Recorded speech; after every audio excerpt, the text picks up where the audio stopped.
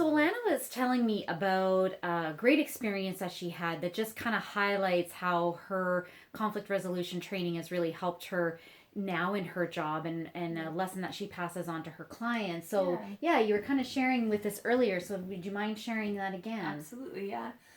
So Professor John Dirksen at Menno Simons, he was amazing in how He's awesome. he's so awesome, and how he communicates just person to person, and then also you as a student. So I found that he would come in and speak to you just as, Alana coming into school today for half an hour. How's your day? Did you get breakfast? And then we would do teaching. And on one particular day, I don't know what module we were on, but it was quite complex, and he was verbally explaining it, and there were a couple of people that were furiously taking notes and clearly understood what was going on, and then their other half was like, I'm not sure what we're learning. It sounds exciting.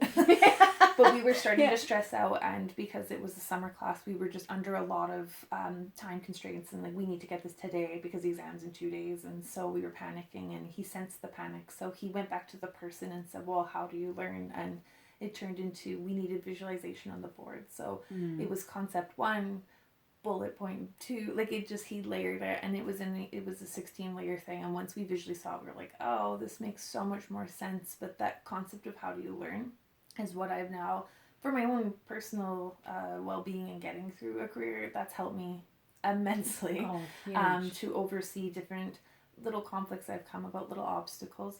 But now with participants, when they're having conflict, I can see the solution very quickly, but it's not up to me to solve that problem for them. So I'll help them understand how they learn. And so if you don't understand how your brain is perceiving information and how you're taking in information, then you're not going to be able to move forward. Yeah. So I'll have that as one example. I frequently will say, well, do you think in terms of color or shape? And usually they'll pick one of the two. And as soon as I hear color or shape, we'll say, okay, so then we'll get out colored markers if it's color, and we'll do that on the board, and we'll kind of walk through the problem. Or I'll say, well, what color is your problem? It's orange. Okay. And we'll write it out in orange marker. And That's awesome. then it starts lessening anxiety. Again, that's kind of my Yeah. wheelhouse, is anxiety. But just him teaching me that skill as a person and the student now doing my career, Yeah. it's been immensely helpful in helping my clients understand their root Yeah. couple issues that are preventing them from understanding their conflict at large, and how to go Yeah. forward with that and Yeah. solving that.